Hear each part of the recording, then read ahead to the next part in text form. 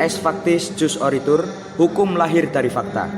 Assalamualaikum warahmatullahi wabarakatuh. Salam sejahtera bagi kita semua. Shalom Om Swastiastu. Namo Buddhaya, salam kebajikan. Saya Muhammad Davanova Atmaja selaku pembicara pertama, dan teman saya Lailisa Fitri selaku pembicara kedua, dan Alvan Afifuddin selaku pembicara ketiga. Dengan ini kami menyatakan dengan tegas dan lugas bahwa kami menyetujui mosi perdebatan kali ini. Dewan juri yang terhormat, saya selaku pembicara pertama memohon izin untuk menyampaikan latar belakang tentang hukuman kebiri kimia bagi pelaku kekerasan seksual terhadap anak.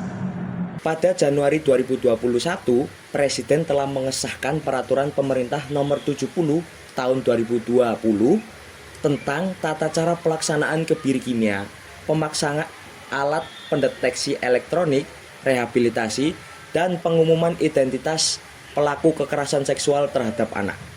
Hal ini justru menjadi kemajuan untuk Komisi Perlindungan Anak Indonesia serta bagi Pusat Pelayanan Terpadu Pemberdayaan Perempuan dan Anak di setiap daerah di Indonesia. Pada tahun 2020, kasus kekerasan seksual terhadap anak meningkat pesat. Pada periode Juli 2020, terdapat 2.556 kasus. Pada periode 8 Agustus 2020, kasus kekerasan seksual terhadap anak meningkat pesat menjadi 4.833 kasus. Dilansir berdasarkan data Simfoni.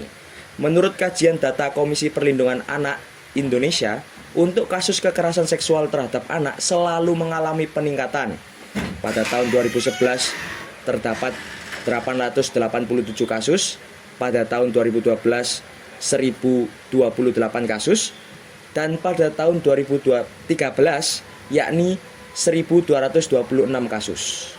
Kasus kekerasan seksual kepada anak merupakan kasus yang memerlukan perhatian penuh oleh pemerintah dalam penanganannya.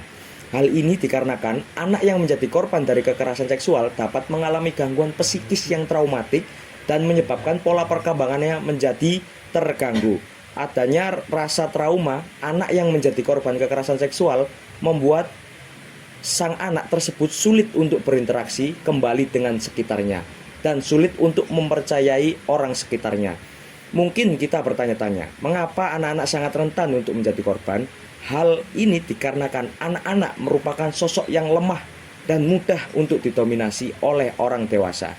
Dalam kasus-kasus kekerasan seksual yang pernah terjadi di Indonesia, yang menjadi pelaku kekerasan seksual terhadap anak tidak lain tidak bukan merupakan orang-orang terdekatnya, baik itu guru, orang tua maupun tetangga.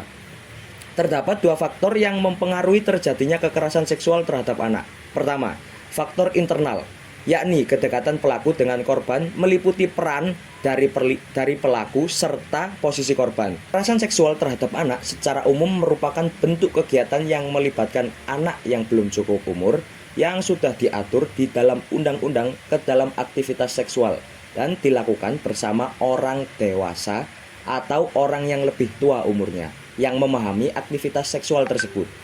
Dalam hal ini, kegiatan yang termasuk ke dalam bentuk kekerasan seksual terhadap anak yakni mencium atau menyentuh organ kelamin anak, memperlihatkan kelamin kepada anak, memperlihatkan media atau benda porno kepada anak. Dalam Undang-Undang Nomor 35 Tahun 2014 tentang Perlindungan Anak, dalam pasal 1 angka 1 disebutkan bahwa anak adalah seseorang yang belum mencapai usia 18 tahun, termasuk anak yang masih berada di dalam kandungan ibunya. Kasus kekerasan seksual kepada anak merupakan kasus yang memerlukan perhatian penuh oleh pemerintah dalam penanganannya. Hal ini dikarenakan anak yang menjadi korban dari kekerasan seksual dapat mengalami gangguan psikis yang traumatik dan menyebabkan pola perkembangannya menjadi terganggu. Adanya rasa trauma, anak yang menjadi korban kekerasan seksual membuat sang anak tersebut sulit untuk berinteraksi kembali dengan sekitarnya dan sulit untuk mempercayai orang sekitarnya. Mungkin kita bertanya-tanya, mengapa anak-anak sangat rentan untuk menjadi korban? Hal ini dikarenakan anak-anak merupakan sosok yang lemah dan mudah untuk didominasi oleh orang dewasa. Dalam kasus-kasus kekerasan seksual yang pernah terjadi di Indonesia, yang menjadi pelaku kekerasan seksual terhadap anak tidak lain tidak bukan merupakan orang-orang terdekatnya, baik itu guru, orang tua, maupun tetangga. Dengan ini bisa diambil kesimpulan bahwa kekerasan seksual terhadap anak bukanlah hal yang sepele. Untuk argumentasi berikutnya akan disampaikan oleh pembicara kedua dan ketiga. Sekian, terima kasih. Wassalamualaikum warahmatullahi wabarakatuh. Assalamualaikum warahmatullahi wabarakatuh. Saham Swastiastu, Namo Buddhaya, salam kebajikan. Di sini saya sebagai pembicara dua akan melanjutkan dari poin-poin penting yang telah dipaparkan oleh pembicara satu. Sebelum adanya peraturan pemerintah nomor 70 tahun 2020, pengaturan terkait hukuman kebiri kimia telah dirumuskan dalam peraturan pemerintah pengganti Undang-Undang nomor 1 tahun 2016 tentang perubahan kedua atas Undang-Undang nomor 23 tahun 2002 tentang perlindungan anak. Dinyatakan dalam pasal 81 ayat 7, yakni terhadap pelaku bagaimana yang dimaksud pada ayat 4 dan ayat 5 dapat dikenai tindakan berupa kebiri kimia dan pemasangan alat pendeteksi elektronik. Kemudian Perpu tersebut diganti menjadi Undang-Undang nomor 17 tahun 2016 tentang penetapan peraturan pemerintah nomor 1 tahun 2016. Namun peraturan terkait hukuman kebiri kimia tetap sama sesuai dengan pasal ayat 81 ayat 7. Rumusan terkait hukuman ini bagi pelaku sebenarnya telah dirumuskan pada tahun 2015 oleh Menteri Sosial Khofifah Indar Parawansa. Beliau beralasan bahwa banyak negara yang telah menerapkan hukum ini sebagai pengontrol libido terhadap pelaku kekerasan seksual terhadap anak. Kemudian usulan tersebut disambut baik oleh Menteri Hukum dan HAM Yasona Lawli.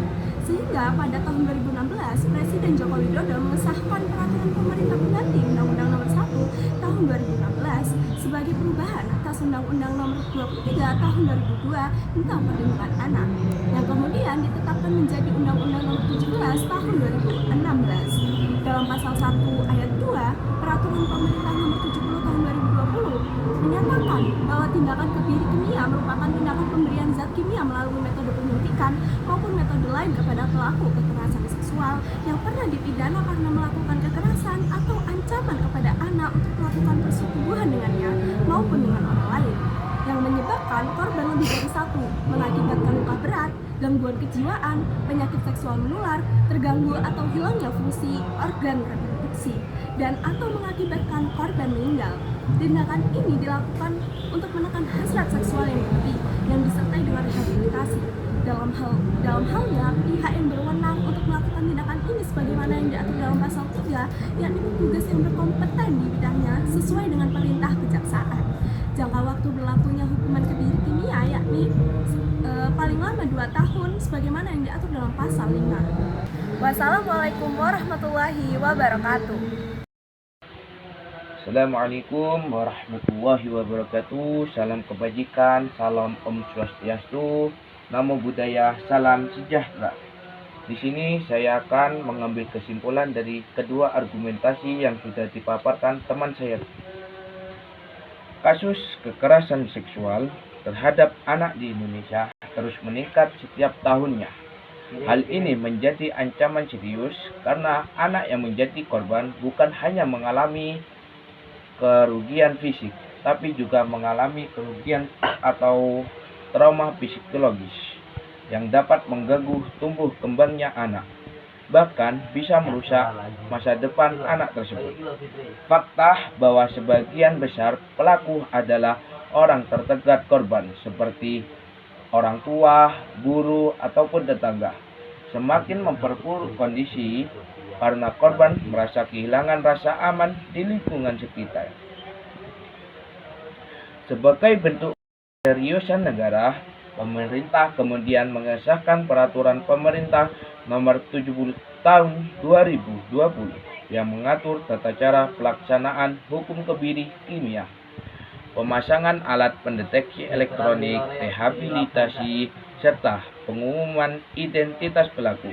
Kebijakan ini merupakan kelanjutan dari peraturan sebelumnya, yaitu Perpu nomor 1 tahun 2016 yang kemudian disahkan menjadi Undang-Undang nomor 17 tahun 2016. Inti dari aturan ini adalah memberikan hukuman tambahan kepada pelaku kekerasan seksual anak yang terbukti melakukan tindak kejahatan berat, seperti menyebabkan korban lebih dari satu, mengakibatkan luka fisik maupun psikis serius hingga menimbulkan kematian. Hukuman kebiri kimia dilakukan dengan penyuntikan zat tertentu untuk menekan hasrat seksual pelaku selama jangka waktu maksimal 2 tahun.